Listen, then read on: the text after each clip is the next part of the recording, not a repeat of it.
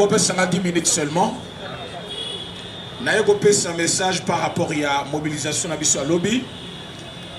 Information, je pense que le président Moustapha maintenant même là, un ancien parmi les anciens, bien qu'Azali na Kanda, na ebisa dosé mouké na Kanda na ye. A dosé nan parce que toi on a besoin de battre nyonso. Ya kalana ya sika, il faut te faire des sika moka.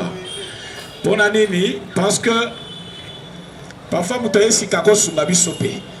Mais loko tozobo ezande monter mababe. Soko ye sika balobaka na français, faut respecter les gars qui ont vécu. Yo ye UDPS na 2010. Les lotins aux autres monoko kokaniso zalaka na 1982 basalaka UDPS. Alors que UDPS c'est un patrimoine maintenant ya ba congolais nyonso. Vous savez pourquoi Etienne Tshisekedi Yazaki n'a pas tebelé? C'est parce que revendication na Yazaki ko rencontrer besoin, réalité ya peuple. Yango bato bazaki ko ya simanaye. So botali bato bazaki ko kende ko yamba Etienne Tshisekedi bango nyonso bazaki bato ya UDPS. Il y avait battu à parti Moussoussoumé qui se retrouvait dans Makamouya Zaki Koloba. Yango le somoni un individu Azali Koya au nom de l'UDPS pour nous séparer, ce n'est pas une bonne personne. Soit à commis Koloba, Naïne Mouta UDPS, Naza mettre avocat, ça ce n'est pas une bonne personne. Nalingaki Tokota na Muzindo ya politique les loté parce que politique Tokolobango Mikolonyonso. Mais ce qui munguna na biso na tokangi était, c'est-à-dire nyonso to sala ezali on dirait tozali kosokola ngulu mais pembeni ya potopoto toyokani. Est-ce que bana UDPS baza? Bolongo na maboko na matama bongo ce n'est pas bien. Toyebi ke passe ezali mais bola ki sake bolingo ya fache pe ezali. Tombola ganga baza. Ezana nuna se. Mata pope sanga force ya koloba makambo awa. Tombola ganga baza. Fachibe Kabilaka Faïlouze Katumbibu et de PSC Viva Fachibe Lobby Nangonga ya 6h 7h biso tokozalawa tozali kokende biso nyonso epai ya procureur auprès la cour constitutionnelle tokopesa ye memo na biso banda lobi na bisa kibino na memo na biso tozali na 3 revendications plutôt. Revendication ya liboso arrestation ya meseka Kabila na yo kité. Arrestation ya meseka Kabila. Deuxième revendication confiscation ya biloko na nyonso. Troisième revendication. Est-ce que bon la bien? Il faut bon la bien. Banque nyonso oyo a aidé Kabila ya koyiba mbongo ba supprimer yango na Congo. Donc revendication ya liboso bakangi. Revendication ya mibale babotele biloko nyonso. Revendication ya misatu bakamati ba banque nyonso oyo aidé yi. Banque centrale du Congo est banque ya mboka. Bakokangane gouverneur wana. Mais BGFI Bank, il faut balongolaye na Congo. Parce que les lots, Bobete là, Jeff Maboko. Maboko aneza muke, wana Maboko apalu, beta Maboko UDPS. Et Jeff a qu'à découvrir l'issue, l'objet n'a pas ça qui bino payage, les lots. Abimisi lisusu égal andimi oyebi ke toke na bango maleme ba na ebisa kibino l'opposition va changer en soumission ba onyo so bachaki tembe bako comprendre politique na biso ezali a pas de torti metokokoma l'antenne ya président Fatieza faiblesse té l'antenne na ye ezali po batu nyonso ba découvrir bango moko. Vous savez aujourd'hui, il y a partout. Mais que bon, il y a des dollars, tout na bango. Tango basala ki franc congolais. $100 est équivalent à combien de francs congolais? Herbiso to comme na pouvoir to côté on a combien? Donc dépréciation est déjà à 100%. Parce que $17 a 17 500. Alors que $100 était 4 500 francs. Bon, soit 4 500 à 17 500. Faites le calcul. Donc, vous comprenez que Bato Bazali Kolobalelo, ils ne sont pas capables de faire le bilan entre Kabila et Félix Tshisekedi. Mais Félix Tshisekedi comprenant comment les Congolais balobaka, alors il faut répondre Batou et Zali Koleksangonga. Nous devons continuer à travailler. Le moment qui stade quand même na kati nenge combien? Stade wana so comparé à mon stade à Poto et Zandenge Moko. Mais tel libanda stade wana na norme basala ki stade na salité au stade et komaki boko mona ta bako fongo la place wana, vous allez comprendre. En face à palais du peuple, vous verrez construction moko ya sikezo botama wana. Tozala jamais na palais de culture na mboka na biso. Alors que palais du peuple que vous voyez, est qui considéré comme palais de culture pour Nabiso. Alors Assemblée nationale, place naïe na palais de la nation. Pour palais de la nation, ezala jamais palais présidentiel. Parce que na Congo, tous na palais présidentiel. Mouta kotonga palais présidentiel, il n'y a que Félix Tshisekedi ou a bandit déjà maquette. Mais bateau sur Bazali Kolobalelo, il ne voit pas toutes ces constructions là en 2 ans. Alors qu'il y a eu quelqu'un, mais les combattants Bazali un peu lâche. Comment beaucoup de rassemblements, il y a eu 2 personnes,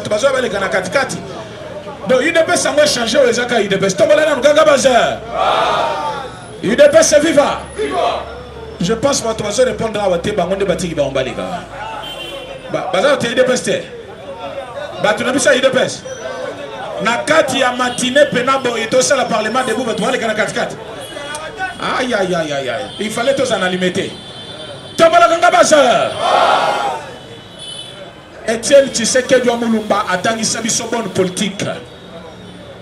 Kosala makelele mingité. Etienne azaki kokota na ndako afandi 2 mois 3 mois lobakate. Jour wa kolobaka ka mukolomoko ville morte. Et jour wana soka lobby la police a zui musala, service de sécurité a zui musala. Batunyo so zui musala. Pona nini oh moto alimete a lobaki. Si vous voyez un politicien parler trop, il ne fera rien. Yango Moné, Félix Tshisekedi, lui, il travaille. Place Batoazo, c'est là répondre bango, il ne répond pas. Parce qu'il y a des gens qui ont lobby bakondima yango. Il a fallu tout comme à l'élo, boya ba Noël Tchani bafunda qui et pas égal parce qu'à l'obaki que bongo égal et sa clarté. Mais la vérité yango est bimi. Vérité zalinini. Baké qu'on découvrir par IGF lobby que égal wana ya Olive Lembe. Mbongo nyonso bakuti na compte na ye parce qu'à déplacer ki mbongo. Congolais et Congolaises tirent attention. Pesanga matoy malam. Mbongo ya Kabila ezali sur ba compte na yete. A déplacer changer na bako na bakombo. Olive abimi simbongo a changer na bakombo. Balunguli pe na kombo ba société na bango, ba tia na kombo ba société mususu. Mais comme les services de sécurité, plus le monde extérieur, Kobak Salier Nabiso, le bien-aimé américain. Bazali Kosala Moussala en silence. Balandeli chaque papier. Bakuti Kembongo Nyonso ya égal, ya Olive Lembe, Babongoli Ango Kombo, Bachango na compte Mususu, ba effacer traçabilité wana. Mais bango ba découvrir, ba ebise égal Mbongo ezambongo na yo. Égal a Wangani Mbongo. Égal à l'obim bongo zakayanga ite bongo za BG Fiba. Est-ce que va Congolais bazar? BG Fibank, Rau Bank, bazali na centre ya mafia we bomi mboka ko banda mututi na et souffrance bino bozana ngo batu ba facilité yango le débank là. Pombo yo so Kabila yibi na Congo, il est passé par ces deux banques là. Mais maintenant que nous avons la vérité, parce qu'en 2019-2020, on a vu ça, on a eu des personnes qui ont été boma. Oh, bien, on a vu Kabila. Bien, on a pouvoir. Mais, on a vu 21 ans. Tobaki ici 31 ans, 32 ans, il y a Mobutu. Vous voulez que tant biso tokomi, tobeta kaka bateau magique, nous se changer. Non, mais nous travaillons. Mais pour bien travailler, il faut que tu aies la fondation ya malam. Fondation ya malam, d'abord justice et fanda.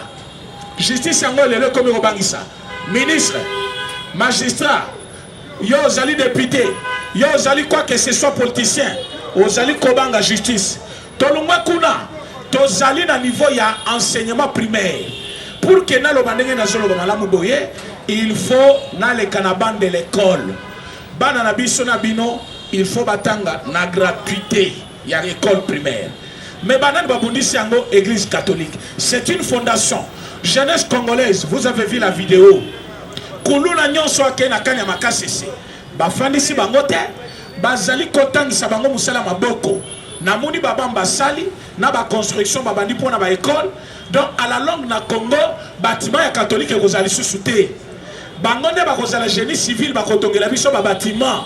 Est-ce que vous avez une vidéo wana? La vidéo montre que général Kassongo ou armée porte-parole armée à lobby bazali capable ya kotonga 5000 écoles par an. 5000 écoles. Baba bazali kosala pona bana bazali capable ya kosala 50 000 bancs par an. Alors ça basali une année, 2 ans, 3 ans, 4 ans. Donc dans un mandat toko kosala ba école na ba banc o ekotang sabana na biso pendant 100 ans. Mais toi dis-moi, jeunesse soir o ezala ki awa abandonné bango ba tshela ki biso opération Likofi. Bobo sala yango? Il ne peut se vivre. Bobo opération Likofi. Opération Likofi ezala ki ba kangyo na suki ebele. Ba kotuna te oza voyou osala kawapi carte no ezani babomi yo. Posa na suki ebele. Baboma ba jeune mususu ba innocent. Maintenant lelo na moment biso to komi to zali na obliga est-ce que il peut ça ça baluka bo talanga ya on dit boy binga te bozo tala nini kuna ni na ngo tala kuna est-ce que boy mutalo bela bino ah donc bino ko banga na tipe la police tomala nganga baza il peut se vivre boza la kimia toza na pouvoir hein so bozo sala matinée boza la kimia ah boyo ko finga moto boyo troubler votre public si ko so tuna tala de gauche à droite milieu tomala nganga baza bakimite balelite basambote basengi pardon to basengi te osali mukanda mokolobi to lobi bato ba organiser ki sitting liboso ya seni boya nanu na bureau na biso kuna boya ko se justifier mukande komi kaka na bureau ya Devos Kitoko jare bandaka te sanini moi sina ya lobi opposition za ka PTT a oponi muzitu sere ceinture na parce que muzitu ayibaka yo yibina nute yo wana ke kondima ko la secrétaire général ya parti na fati pa otiko kota pouvoir à rotika ngote de vos sabeti moi si butu mobi parce que makambo est grave justice na biso bandi musala na yi okoki ko sala marche so que informé te ce qui peut au lingo sala bras de faire dans l'état va faire régner son autorité en ce moment là batunyo so babimisa ki batu mukolo ya c'était quel jour bakokanga bango en désordre batindini bango déjà mandat de comparution et ce qui y était mandat c'est-à-dire place nyonso komona ye hein simba pour amini parce que dans un pays chaque pays a des lois. Dans notre loi avant c'est la marche il faut informer l'État. Et soit informer l'État, l'État fait opposition, il y a qu'on sécuriser yo. Na minute tozali lelo, bato babimisa ki bato mukolo alendi, basala ki ango par défi alors que marche ça qui interdit. Yango ba bengisi bango ba se justifier parce qu'il y a eu des dégâts. Parce que l'État a dépensé l'argent pour na la police. Il faut bango ba se justifier. Donc sobo kebite de vos sarotika la kuna, mususu wana ya Kalisese atikali kuna Mila Pro atikali kuna yango moni shole na utembi bazongi na nusumamo moke ba comprendre que non Félix a changé le jeu mais Félix a changé te azaka kanenga zalaki mais on a compris que Trop de démocratie tue les pays. La démocratie, c'est une dictature déguisée. Parce que tout est réglementé par la loi. La dictature, sauf violer moi en batou. Un dictateur président, non, non. On violé yémen, on a monique et togoli bisaye, bakoti kaye. Mais dans la démocratie, sauf violer moi en batou. À tas de familles, bakutani balobito bongisa. L'État koloba oui, bino bongisi. Mais chez moi, l'infraction existe. On a violé un enfant. Et il faut que viola qui est à côté de c'est ça la démocratie. Donc la démocratie, tout est réglementé par la loi. Félix a commis souté. Félix a colobate. Yo bundana kana moube. Alors que moube Congo, Félix Mutasalia. Bango ne batika yango non. Même beaucoup en ande toujours utilisé. Yango mokolo lobby. Pesangai viva yabe. Il dépêche viva. Viva. Il dépêche viva. Viva. Ancien président Zaka protégé par la loi de notre pays. Maintenant, il y a ça un ancien président Jacob Zoum. C'est le soulèvement populaire. Les lobes qui c'est que Kabila Yibi, vrai ou faux? Oui. Est-ce que nous pouvons vous assurer que Kabila Yibi? Oui.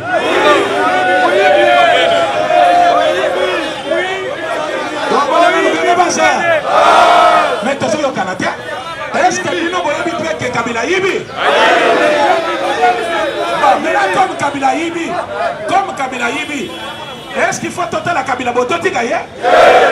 Bon, tout ça la Nini. Tout ça la Kabila Nini. Et là, on a l'Ingla yo Congolais. Bon, l'Ingla, tout ça la Kabila Nini. Il y a un mokolo ya lobby. Mokolo ya lobby jeudi.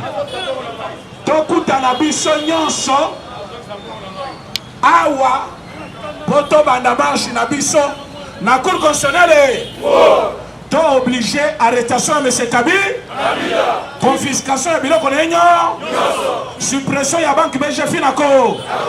Est-ce que vous êtes prêts? Est-ce que vous êtes prêts? Est-ce que tu kende?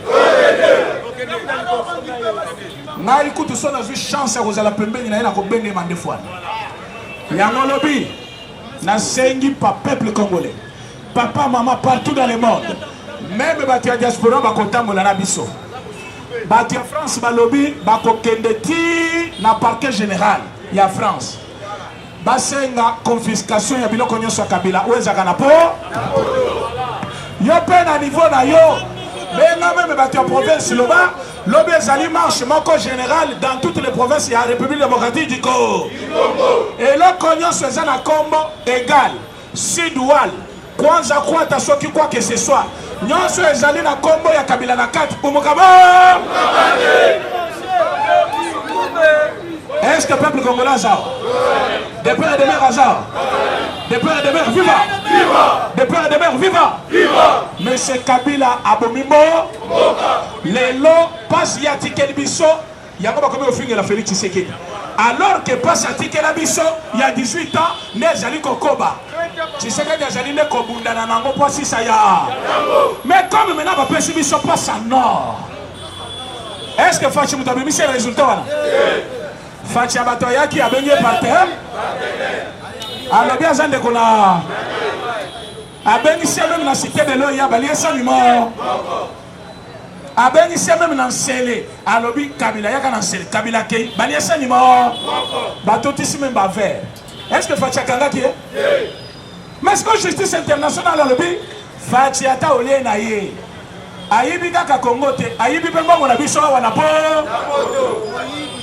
Soki ya okangi ete biso tokosali ni donc balongo la fatia batuna makambo wana pona yo ki communiquer na bango balobi ezali manœuvre ya pouvoir en place Louvunu. Le pouvoir en place n'a rien à voir. Kabila za moyibi mono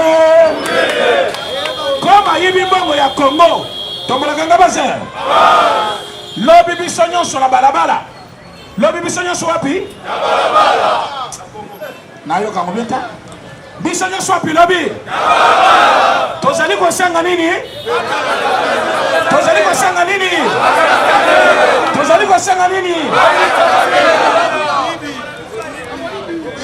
sima ya kokanga ye bakambata biloko lenyo nyonso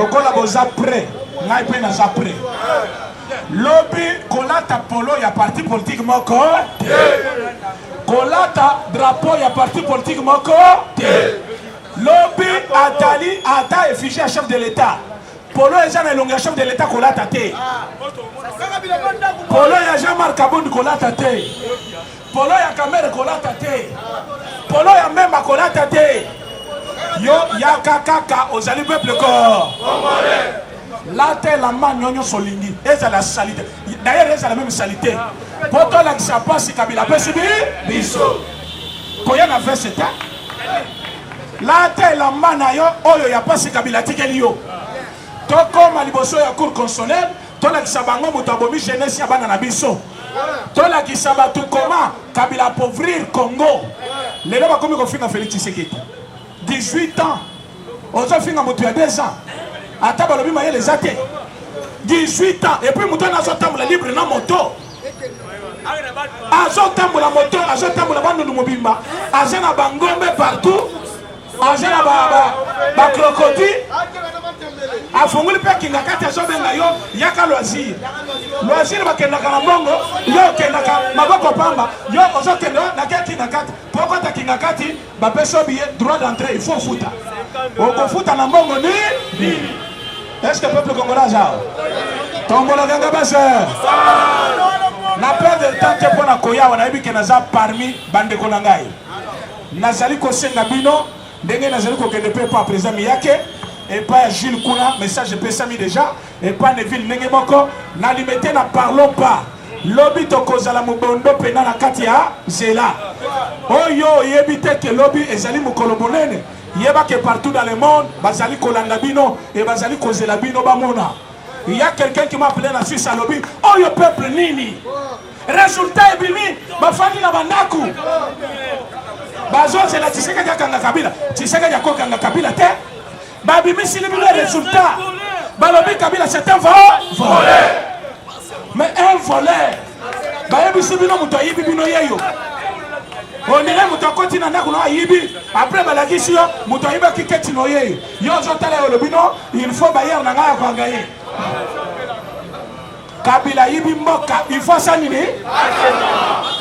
Kabila yibi mboka il faut ça nini na mwasi na ye il faut ça nini na mama na il faut ça nini parce que tango bakaboli bamoni que même mwasi na ye nana gera kegal mwasi na yetu mbongo ya muyibi lelo wangani mbongo na sengi bino tokanga famille na ye mobiba etika l'exemplaire pour que même oya biso amekate boyebi que Félix Tshisekedi aza pe président boyebi qu'un jour akoko ma ancien président soki asali ndenge moko na Kabila akoki kokota pe na kati ya luyenge oyo pour éviter yango il faut Kabila za l'exemplaire pour que bon nyonso bakoya après bayiba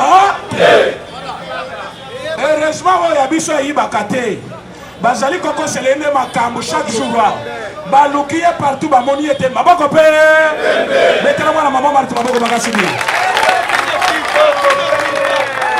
Fatima bazolukile makambo ya koluka lokola bamonaki eti na stade bena ke kofunda ote bakosa 4 juin po esengone ya stade esila Facha lobi moi je suis Félix de Nazareth je viens fraîchement de l'Israël comme nazongi na lupemba alors awa nazongi makambo nyonso ezaki ya mabe na Congo abu yango moni na équipe nationale na ba musique na biso na nyonso e matini ko yango na ebisi bino même politique na biso il faut maintenant tout ça la politique ya ba intelligent koyela biso polo ya IDPS polo ya Tshisekedi te ya Kabundi te ya Kabuya te koyela polo ya moto ya politique moko te la te la mano ya ndako ozali peuple ko ozali ko revendiquer bongo na oyo nyonso akotela mela biso na nzela akomona force ya peuple est-ce que toyokani lobby tokolakisa ke peuple congolais azalaka parce que na 2018 bino na ngai tozaki prêt ya kobenda Kabila matoi tshot koboma ye mais Etienne Tshisekedi na mwana tikela biso ayebisaki biso te toza bato ya violence te tokanga na maboko bamona ye vivant ezalaki maloba ya Moei lokola kufaki tokokaki kosalela yango te koboya kosalela yango te yango moni lelo tokokanga Kabila vivant akokota boloko amona mboka ndenge ezali kobonga. Est-ce que bolinga mona ndenge mboka ezobonga? Yango pavillon 24 boyebi yango na makala tochaki couleur ya pembe likolo ya mwindu na par rapport à hold up au eleki pillage au Kabila sali parce qu'on parle hold up batu bazo kanisa mingi ba habité c'est un mot français et l'ingoloba vol amène armée donc ne ba tchaka mutu olme donc Kabila nenge aibi mbongo na mboka oyo asimbi munduki acheba banque centrale olmema a récupéré mbongo nyonso bolandi lelo na RFI 430 papa ba révélation ezobima se kobima lelo ebimi Kabila pe na mbongo oyo ezalaki pa nanga na seni na budget wana ya seni Kabila pe azalaki na part oyo azwaki na compte ya seni et puis bogolanda ba révélation ya ba entreprise ya Kabila révélation bimi lelo société au Congo Futur Kabila aza premier actionnaire na Congo Futur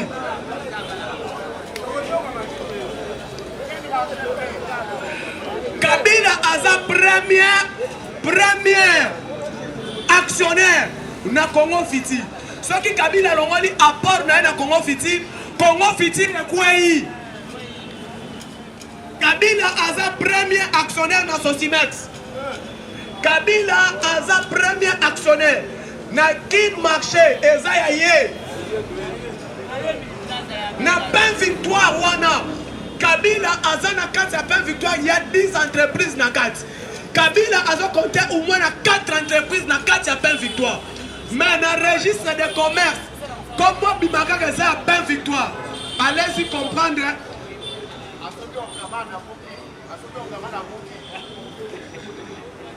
tokolobela wana nyonso tu tobani par rapport ya gratuité IDPS viva IDPS viva batu bazoloba parlement debout état de droit et fingi Tony Mwamba Moïbi oh non bako kangabino bozo finga Tony Mwamba asa Moïbi on va maintenant démontrer par rapport à ce qui se passe à la gratuité de la CE comme ça bino bon sa réponse IDPS viva IDPS viva ceux qui a fondé un avocat awa pe avocat baza tobi mettre na maman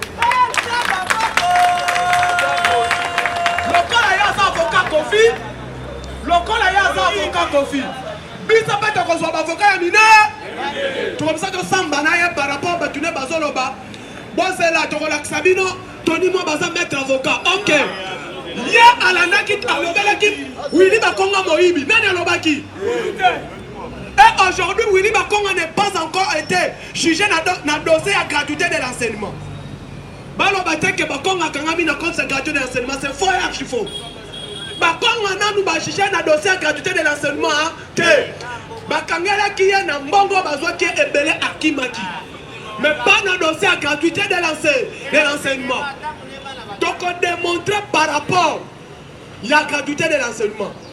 Oui, la gratuité de l'enseignement existe. Parce que l'école primaire est gratuite.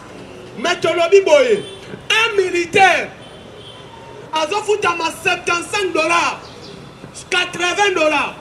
Un ministre d'État qui arrêté un gouverneur fixant les frais académiques, les frais scolaires, pardon, de première année, en deuxième secondaire, à $150, 300 000, des humanités, en sixième des humanités, à 600 000 francs congolais, $300, le ministre Olobini, parce que Tony Mwamba n'est pas n'importe quel ministre. Dans le gouvernement Samalokonde, Tony Mwamba a 8e rang. Donc, Aza, après les 4 ministres d'État, les 4 vice-VPM, Bazalaka, 7 ministères d'État. Tony Mwamba est ministre d'État et ministre de l'enseignement primaire et technique. Mais si yo, ministre d'État, quand tu laisses un gouverneur à fixer Minerval, il y a $300 na humanité.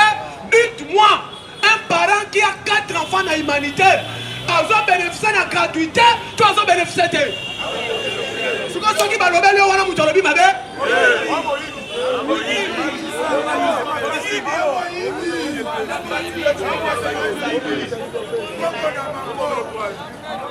Tomoni ma bendengeni. Nga omoni lo bitolobaki. La gratuité a commencé. Willy Bakonga, ministre d'État, même Rana Tony Mwaba. Oui, problème est là qui n'a qu'à sa gratuité. Mais tu fous qui Minerval la première primaire, première secondaire, jusqu'à 6e des humanités, il y a eu 65 000 et 85 000 francs congolais en un mobimba. Vrai ou faux?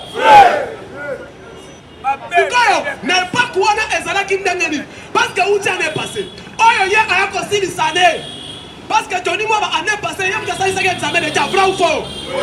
Minerval ezala qui combien? C'est quand année oyo ye comme ministre de tutelle. Tant que tu vas là c'est Chantini qui fixe le Minerval. Chantini as ministre d'État. Arrêtez on a pas Chantini a signé yango. Minerval a signé mais ba yokani na mbwala vrai ou faux? Ba uti na forum na mbwala lodge. Una Tony moi ba uzomba na ba cheval. Tomoni ba tu oya meni ba parlementaire debout, ndenge ba mati na ba cheval. Après yango aza de retour. Ayambi ba tu na cabinet na ye. On doit dire la vérité. Tangu mabe sali loba yango.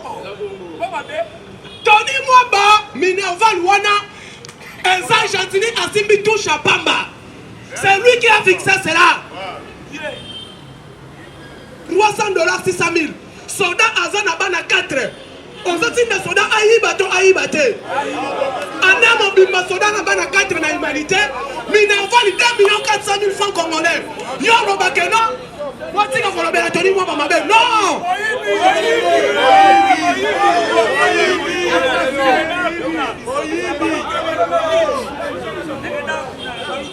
Tu comprends le jeu? Mais aïe, bah, bien. Ton lobby clair. Joue au Tony Mwaba vous allez devant l'Assemblée nationale. Les parents, tous les parents qu'on a, Tony Mwaba Saladini, Tony Mwaba Saladini, Tony Mwaba Saladini, manifestez pas avec Tony Mwaba lo.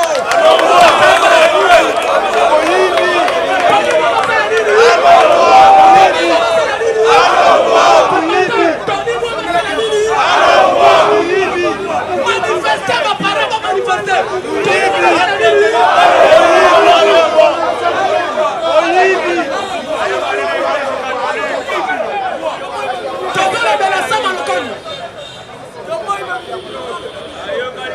IDPS viva! IDPS viva! Mais tu as vu Tony Mwaba Saladini? Tu as vu bien? Tu as vu ma poussée yango? Le loi est ma poussée yango va arriver à vice-premier. Il y a premier vice-président qui a son journée en Guinée Conakry. C'est la retour à honorable Jean-Marc Kaboul. Mais tu as vu bien? Qu'il plaît, qu'il neige, nous avons compté sur Tony Mwaba comme ministre PST. Asa ministre a un enseignement à Congo. Asa ministre a la vision chef de l'État. Je l'ai dit clair, Tony Mwaba n'a pas la vision du chef de l'État. Comme c'est un ancien membre à PPRD, Tony Mwaba n'a jamais été au sein de l'INPS. Asa avocat à Kofi. Ayebi ministère, on a l'objet. Quand on te nomme un ministre, il faut nous travailler dans les technocrates, les techniciens. On va yebi Moussala wana. Mais il y a un cabinet autorisé comme avocat. C'est que le cabinet est comme un cabinet d'avocat. Cabinet Tony Mwaba ministère de PST. Et comme un cabinet d'avocat. Cric n'a rien surtout, et ça va avocat. Il n'y a pas de technicien. Il y a un ministère, il y a un PST. Nde omoni azo patiner. Je vous dis ce qui est vrai. Bakonga azalaki mabe. Mais Bakonga c'était technicien au sein du ministère parce que c'est ancien enseignant. Nde omoni gratuité malgré Otolobaki. Mais première année est créé qui problème. Parce que les enseignants et les syndicats, quand ils négocient avec Bakonga, ils négocient directement avec un quelqu'un qui est chevronné du domaine. Nde omoni Bakonga à Bakonga qui était dans la première année. Mais yo ok, budget est mati, mbongo sali, salaire à l'enseignant est mati, baka ko rouler on a sac de farine. Ambongo, naba syndicat, ba suite toni moi ba konti ba chobo ba chebi. Donc c'est un défenseur, on te bénit passoire. Son nom c'est toni moi. Donc ce qui azala qui jouait dans le gouvernement Samalokon. Premier fouteur nango. Son nom c'est Tony Moi. Yango to ebisi lelo alongwa. Ce qui kabundi aye avant ba fixer ngo.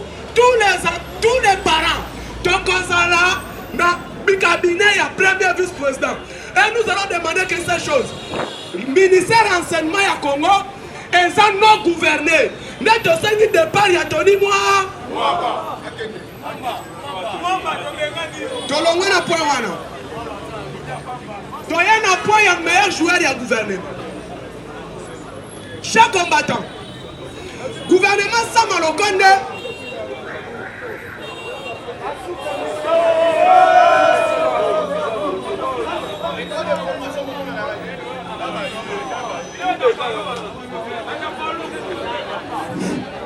IDPS viva! IDPS viva! IDPS viva! Viva! Chers combattants, nous avons sa slogan. Tony moi balombo, nous avons sa slogan. Tu peux savoir Tony moi maboko ya au revoir dans le ministère RPST. Tony moi au revoir. On te bloqué tout. Nalobi boy. Na kosimba Tony moi pendant 3 mois. Chaque jour 15 minutes matinée politique pour le départ de Tony moi. Chaque jour. Pas na baye bayango bien. Tozongo siko na point wana to kei. Na point ya meilleur joueur ya gouvernement. Tobetana Eberan da Baboko Makas. Quelqu'un qui était malade. Bakanisa on a cercueil. Mais ailleurs, le lot de Sabino Azana Maroc pour défendre le gouvernement congolais et la République démocratique du Congo. Dans le domaine, il y a numérique. Parce que là, bientôt il y aura université. Il y a numérique au Congo. Grâce à vous, il y a Kashmir, Kolongo et Eberan qui sont sous Maboko. Qui est Eberan? Pour démontrer qui est Eberan. Parce que Batoumini quelle est l'importance du ministère numérique? Quelle est l'importance du ministère numérique? Et pourquoi chef de l'État a Pona qui est? Après, tu continues à dossier diplomatique. Oh yo yo lelo, tu risques de plus de 10 chefs de l'État. Dans le cas de Canabiso, pour le lancement, il y a 10 du RC Business. Oh yo lobby, premier président à Yakilobi, Bolaniet. Président Zambi à Komakilobi. Lelo, tu as quelques 10 présidents pour le lancement à forum au chef de l'État. Mais pourquoi l'importance du ministère numérique? Chaque combattant, il est pas vivant. Kamere Azalaki, directeur de cabinet. Mututu Ayebi. Kamere Ozare, Atiki cabinet des autres. Mais la personne a organisé qui cabinet à président. La personne a préparé qui? A organisé qui? Fonctionnement à cabinet à chef de l'État.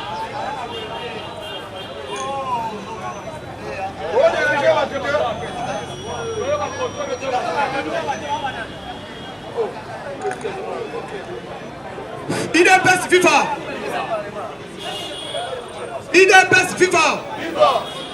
IDPS viva!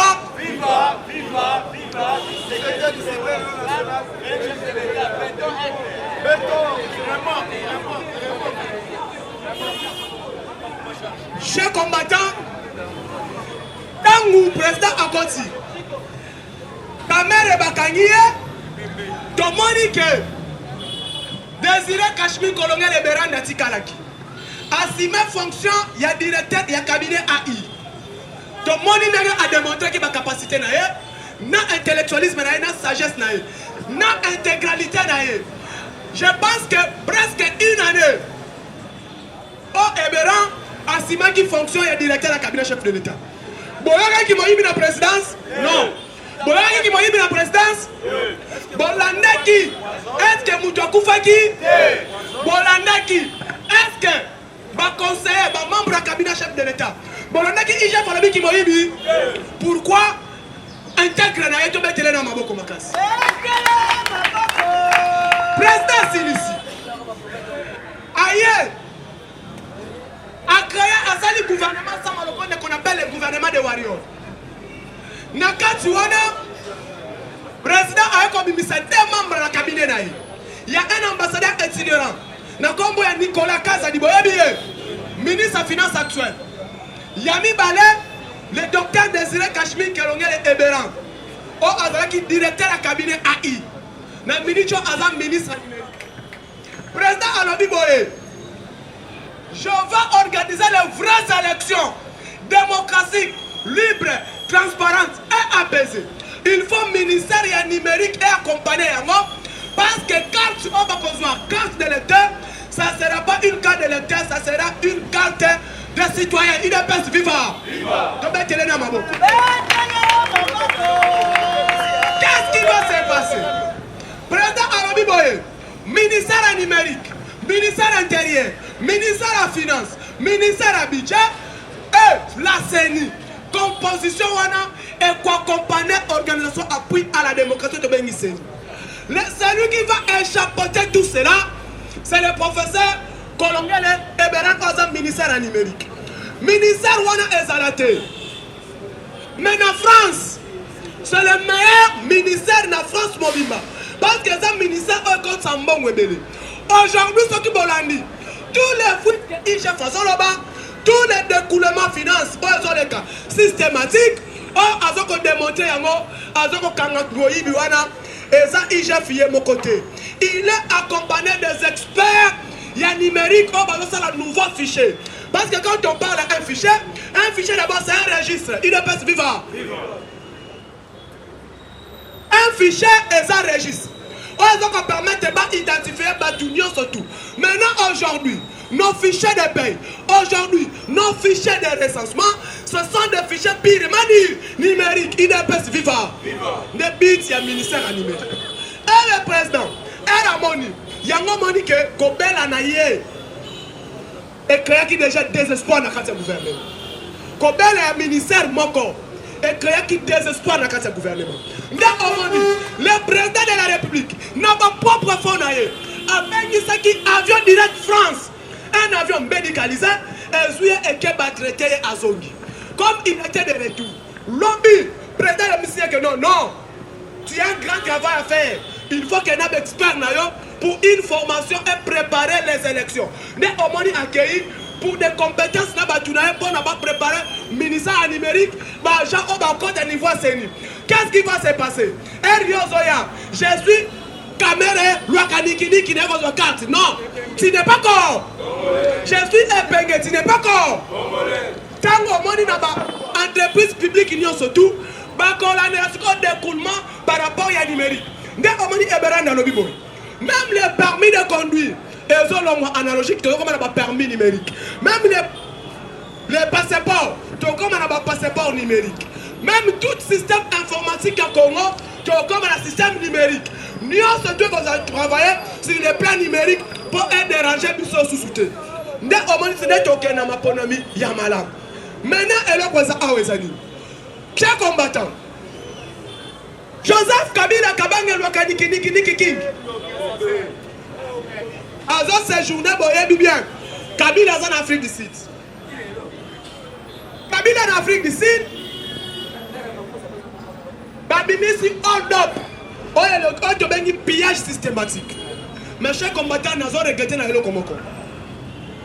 Kabila sali pillage na mboko. Opposant mon côté à Loki. Na oya révélation bimi. ata marche ezate ata marche ezate mituna RFI France 24 bazui 3 jours pona kolobela makambo leki na Congo ata opposant moko alobite ba révélation ya bambango ebimi oyo eyibami na yoki muzito te aleki alobi epenga alobi te mutu te. Mais les gens demandent toujours où se trouve l'opposition congolaise, où se trouve la société civile, où se trouve l'église catholique, où se trouve les CLCC, où se trouve l'église protestante. Pendant que le oyo, la révélation est bimi na détournement na yakabila pendant reine. Kakalobi, chers combattants. Kabila a détourné pendant 18 ans na banquette Samouké Salemi 138 millions de dollars américains, la famille biologique, 107 millions de dollars américains, la famille politique. Kabila a détourné 700 millions de dollars na payage Moutoualobi Azate. Mais les gens demandent Tshisekedi Azo gérer Mokamabe. Allez-y comprendre. Pourquoi? Parce que courage il y a recette et ça le sous-souté.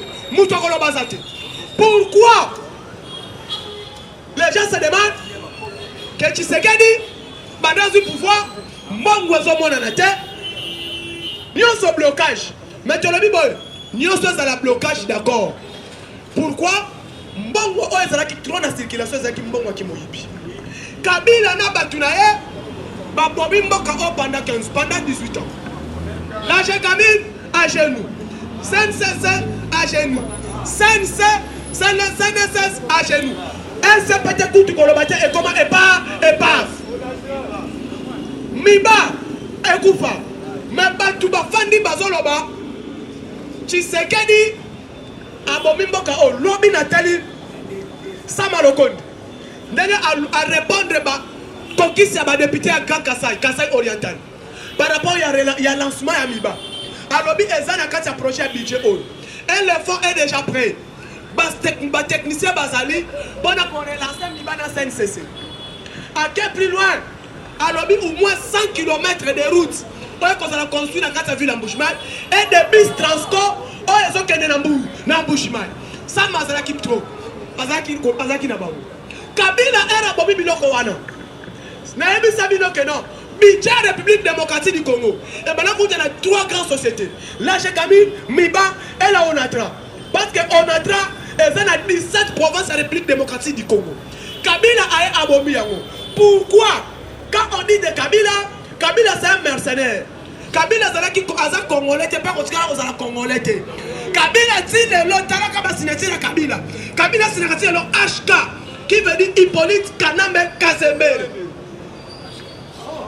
Kabila n'a jamais été. Et puis, à la clair, à la Congolais. Kabila Katumbi Bazaba mercenaire dans Mboka Oyo. Mboka Oyo Katumbi a participé. N'a pas si nous. Tant que tu as une révélation sur le minerai, c'est là où on a un pillage au Katumbi à celle où on regrette. Mais, le Oyo, dans les 23. Le 24, sommet Zabandalelo, il y a un chef de l'État membre du gouvernement. Bah aussi c'est le plan mondial et on a parlé du peuple. Le Lona Lobby. Bah Kolobani. Premier président Oakomaki. Et ça président Zambie. HH. Son nom c'est DSH. Akaina, ce qui est Ishelele. Akomi Lobi Fatia Yambi. Asa ancien opposant. Alobi. Nazani Samuel comme en Congo. Dès qu'on participe à sommet Oyo, pour permettre biso, sommet Oyo, ils ont compensé plus de 400 milliards de dollars américains. Dans l'économie, dans le pays, ils ont des matières stratégiques dans le monde.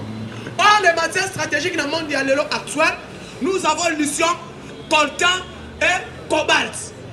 Pays capitale mondiale, il y a cobalt, nous disons bien c'est Kolwezi. Capitale mondiale, il y a lithium. Mututu ayebyango c'est Kalemi. Nde abandi na ba province wana so batali bien. Kabila tcheki ba gouverneur stratégique oyaye. Les gouverneurs étaient là sont des gouverneurs stratégiques.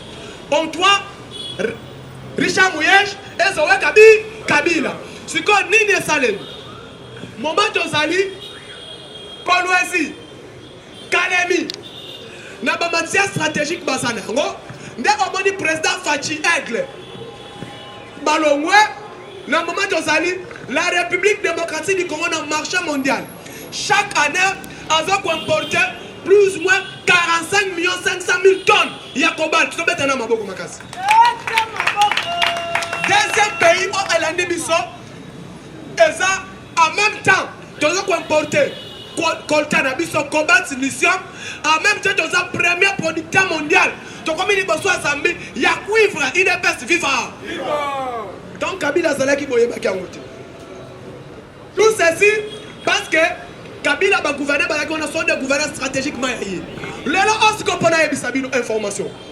Qu'est-ce qui va se passer? Le budget qui sera discuté dans le cadre du réchauffement climatique, le budget qui sera discuté dans le cadre de COP26, les priorités des priorités, c'est la République démocratique du Congo. Dès au moment enfin fin, il y a sommet à COP26, sommet, il y a République démocratique du Congo. C'est la toute première fois. Le nom de discours d'ouverture, il y a le président Aigle Fachi Beton. Après, il va participer à l'opérateur économique. Mais si c'est la priorité des priorités, relancement économique africain et relancement économique congolais au Kabila Kundaki. Il y aura le premier ministre, il y a payé Belé Barozala Awa, le chef d'État, il y a payé Belé Barozala Awa, et tous les membres du gouvernement. Il y a quelques pays mondiaux Barozala Awa. De permettre de relancer le système économique. Croissance budgétaire au Premier ministre a présenté. Il y a la croissance budgétaire dans Mboko. Pourquoi?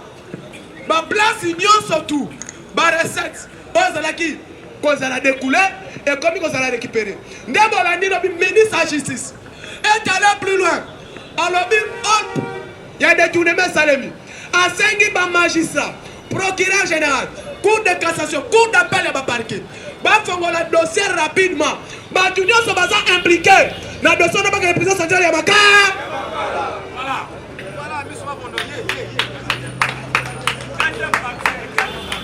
De Oboni, Tolobi Boye, procureur général, prêt à cour constitutionnelle, à de plus loin, à statuer pour l'arrestation Kabila.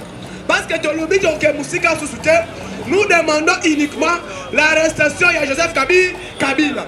Combattants à la mobiliser. Soutenons notre président, soutenons la vision du chef de l'État, soutenons notre pays. Il y aura les élections. Sans pudeur, sans dignité et honneur, c'est permettre de comparer Félix à Kabila. Ça c'est grave. On comparer Félix à Kabila, nous n'avons pas de niveau mon côté. Bazala papa ndenge morote bakola pesa ndenge morote ba comparer bango ndenge nini. Vous comparez quelle politique et quelle politique? De deux. Est-ce que vous dites que Julien Palou quand on a fait le bisou découvert le roman Songolo? Julien Palou vous a découvert quelque chose. La chose est que par an les Congo perdent 100 milliards de dollars pour le pétrole par an. Ça c'est Julien Palou.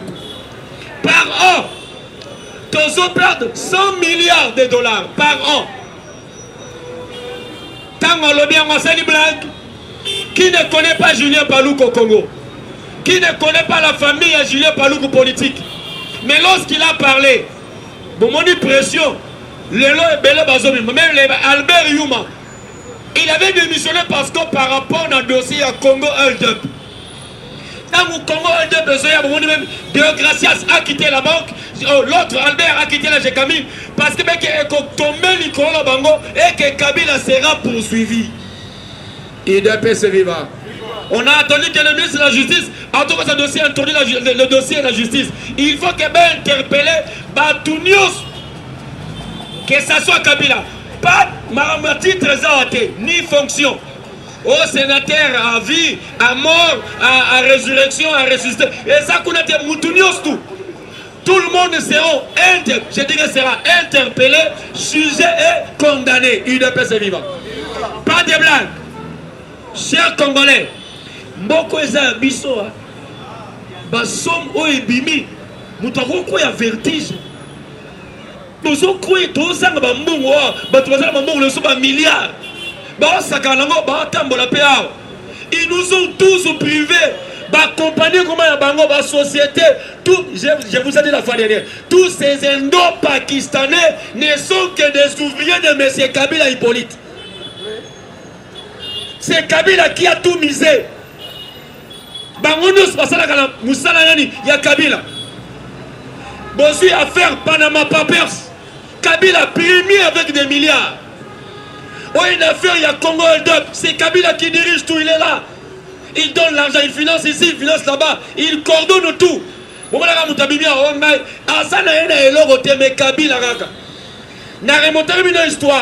Vous savez, à l'époque où Mobutu était surpris en Afrique du Sud, je crois que nous sommes aussi de la génération 80, 70, 80, et ainsi de suite. La génération Mobutu était président.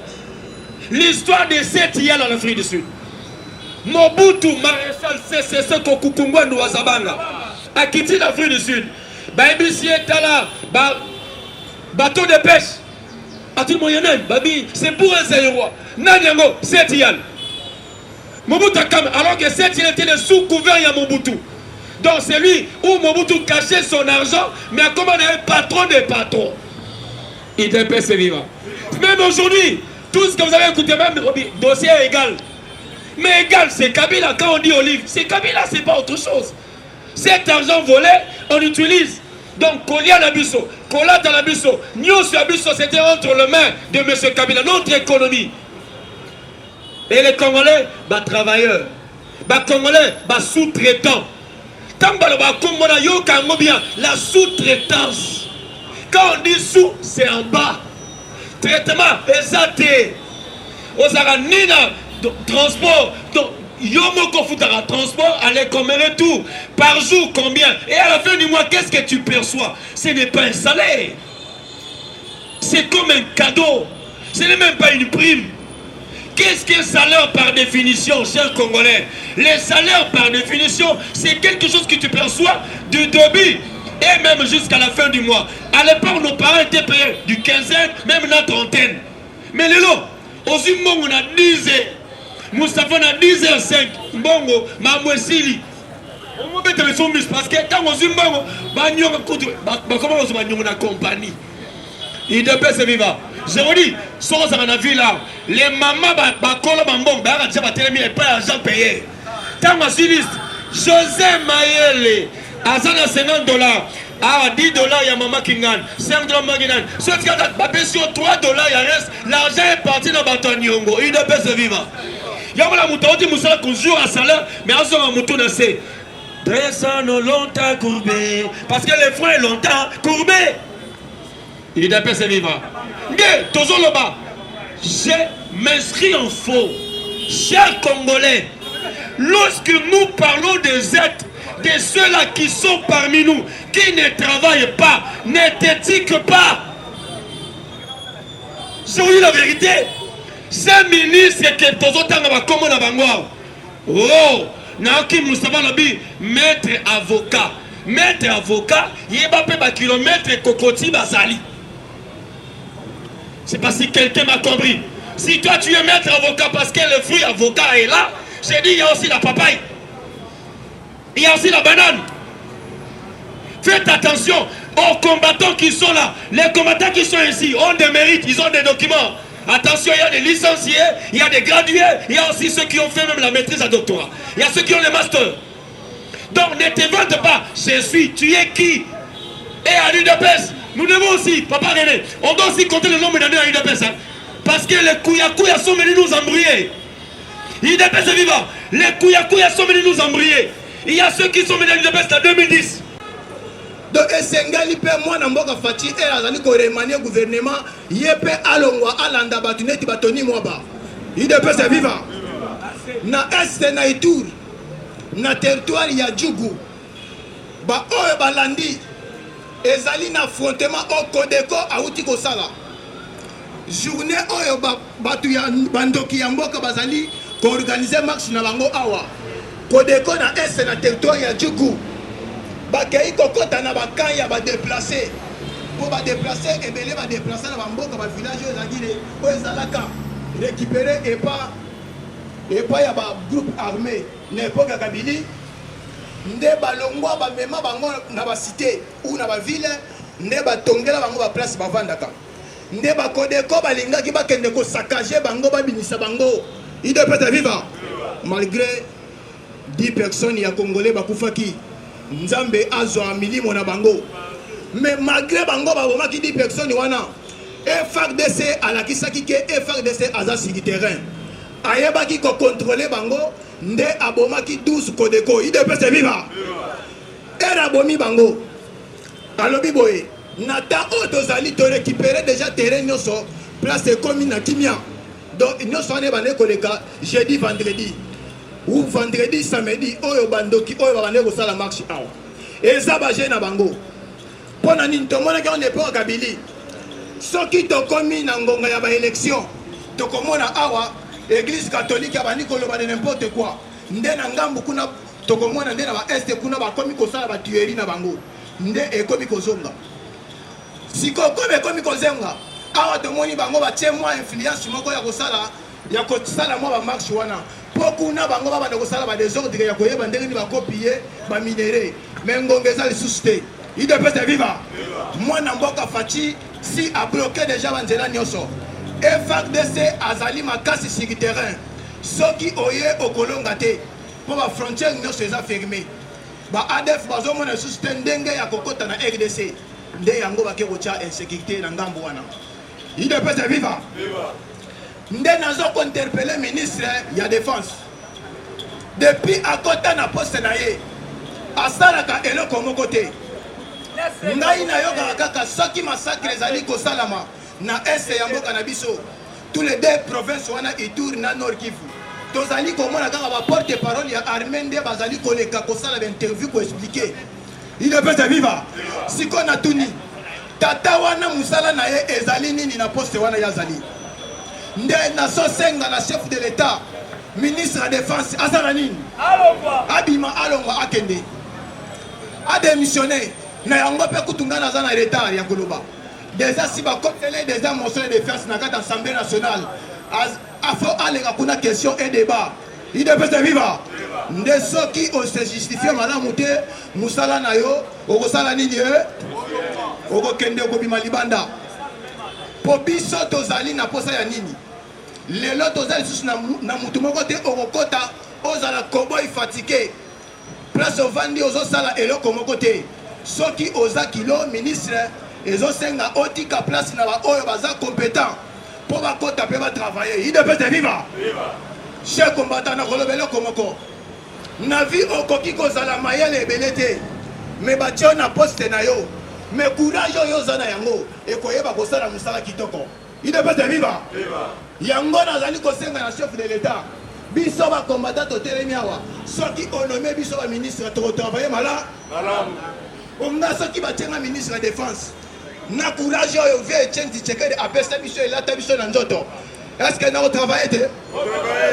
même guerre wana est wana na kosilisa yango rapide pona nini nalobi ke tata wana azosala eloko moko te bas ye abima apesa ba stratégie oyo ye azosala précisément na deux provinces oyo ezali menacées et pas ba groupe armé locaux ba stratégie nini ya apesi kaka monta au chef de l'état atinda ya ba militaire bango kaka bazalaka ti lelo or toyebi biso nyonso ke chef de l'état-major a consacré sur 14 000 hommes au bazalaki sur le terrain siko depuis wana est-ce que biso population toyebi déjà que ceux qui babakisa déjà ou bien babakisa te il doit pas vivre ngana yebi te ceux qui déjà babakisa déjà ba militaire o esengela ki bazala na nombre wana au chef de l'état asengaka 21 000 personnes 21 000 militaires oyo sur le terrain bazalaki 14 000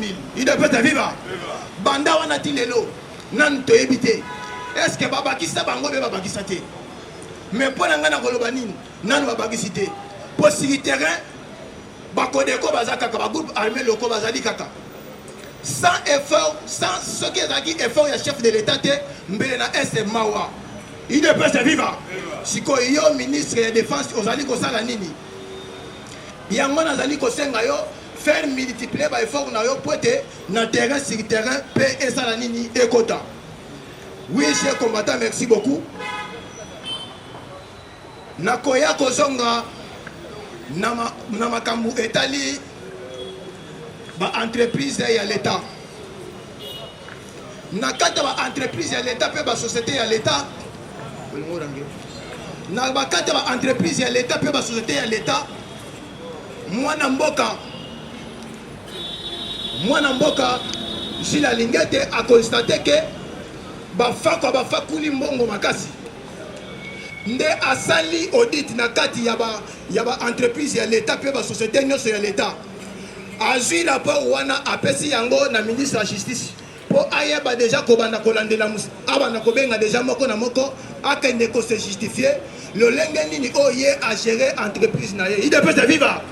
Menga na kosenga mutali boso ba benza nalo André Alain Atundu. Po André Alain Atundu depuis à côté na poste na ye ya énergie, il peut se vivre. Asala ka eloko moko te. Tozo yeba te na Kinshasa courant ezali kopela te. Ngai na quartier na nga nazo sala 2 mois courant ezate. Siko 100 ba effort moko azali kosala te. Na yango babanda nanu na ye pe basukisi na mutu ya régie des eaux. Bango nde bafakwa liboso. Soki balongo kuna nde bakoya komata na ba onatra na ba société mususu ya l'État. Il peut te vivre. Oui, merci beaucoup. Tokutani journée ya lobby. Nzambe asunga mboka na biso. Nzambe asunga biso ba combattant d'abord. Nzambe asunga Fachi Beton pour être mboka na biso ne totelemi ekende liboso toyeba ko chasser banguna ya mboka. Il peut te vivre. Plus 243 89 70 41 829.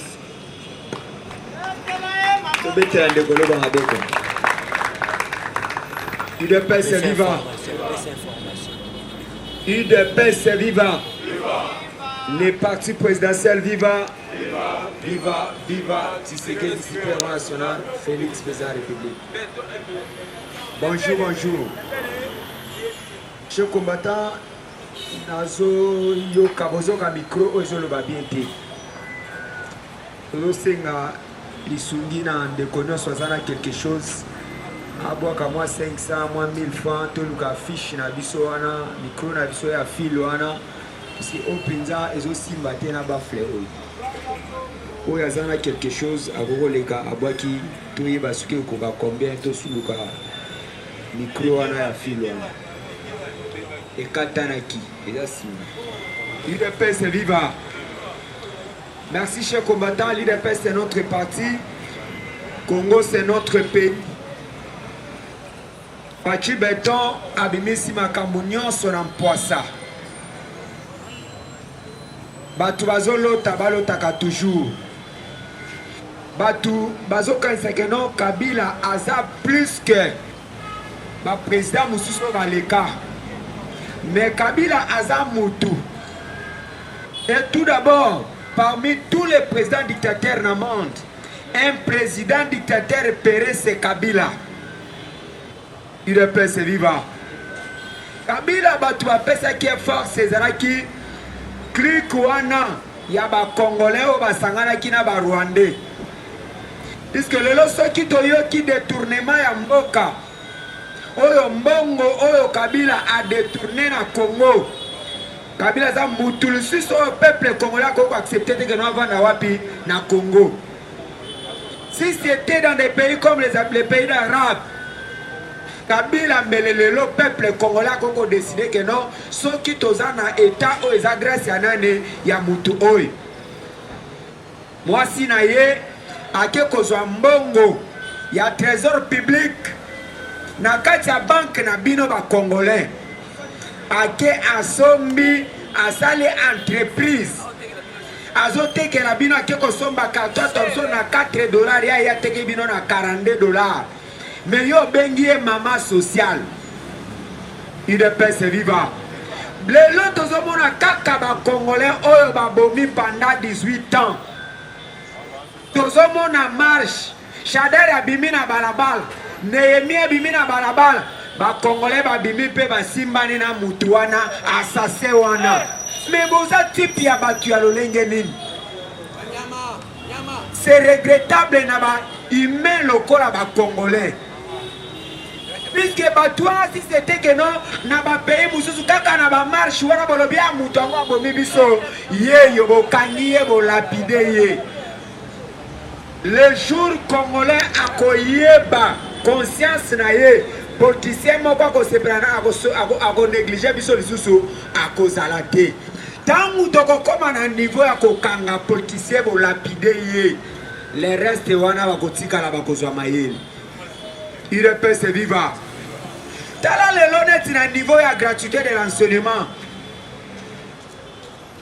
notre président aza na souci ya koyeba ke non peuple congolais baza na eloko te malamu na sunga bango mais lelo boyoki kaka bino moko bacongolais yo kokota na église wana balatisi yo chapelet bazwi communion balesi yo mais mutu wana nzoka ata azolesa yo kindoki mpo asala nini aboma yo lisusu lelo kaka bango bato bamesaka bino communion bango bato bazopesa bino lisusu pasi UDPS viva lelo tala oyo esalemi na enseignement soki tolobi o tolobi avec Willy Bakonga awa tosilisi ba année na ba 60 000 ban examen d'état basali na combien mais lelo otoyoka arrêté ya ngobila ebimi ya $150 yo ngobila batu na yo baja na yo ya sécurité ofuta na bango combien salaire na bango eza combien na mutu topesaki mission et notre ministre ya enseignement nzoka te aye lisusu mpona kozindisa Congo c'est regrettable donc na kati ya mboka o lesel faci aza na susi ya bacongolais tout cela le reste là baza bato bazwika Congo esala nini ezinda ekufa toni mwaba obimi incompétent tosali sitting toyeti na kati ya ministère nous les parents tolobi pe que non pas question ya négociation la gratuité ya enseignement mais lelo suki wapi omoni ke compétence na bino ba ministre ya UDPS c'est bino nde bato ozofingisa biso UDPS viva biso tobundi biso tolite biso tosali nyonso lelo bino bokomi ba ministre mais bobandi lisusu kofingisa biso tozongela lisusu bamarche lisusu na nzela yango yonono ye na UDPS na neni ya soni ya na bato ya boyi ça $50 na mutu oyo bazofuta $50 minerval ya mwana oyo ngobila fixa bibisi arrete ya $150 na ya $300 yo peut accepter mpona kopesa échec epai ya président Faci obie mpona kopesa ye récite puisque na lelo bato bakoma référé kaka epai ya nani ya Willy Bakonga bongo yoki warrior na yo eza wapi UDPS viva jeu combattant tozwa conscience ya bomutu ya koyeba ke no Congo eza mboka na biso Congo kaka biso batokobundela yango baministre wana baye kozwa bamiel na bango baza susu na susi na biso te mais tozozela bino 2023 mais Faci alobi ke élection ekozala tozoyeba malgré ça toza na susi ke non tozwa majorité na majorité wana tokozwa tokoyeba nani tokovote nani tokovote te cette fois-ci tosala effort ya koyeba batu oyo tokoki kovote na kati ya UDPS les gens comme le Tony Mwaba 0 les gens comme les Ancelola 0 puisque foutu lelo nakoki komona te un ministre ya intérieur ya Lembele Boye oyo bazo manipuler tout le temps même na ba policier même na batu nyonso tout Donc et pas na yo incompétence, tracasserie partout. O baluka na ba roulage na nzela tracasserie. Oya na ba pepe na nzela tracasserie. Oya na ba policier na nzela tracasserie. Yemoko ministre ngo ya transport na 12h transport musus, 13h musus, 14h musus, 18h musus. Au juste c'est quoi? Chers combattants, merci. Nalinga kana seconde de puisque président José Zaki a communauté vie à santé na chité wana vraiment tokutana lobby merci.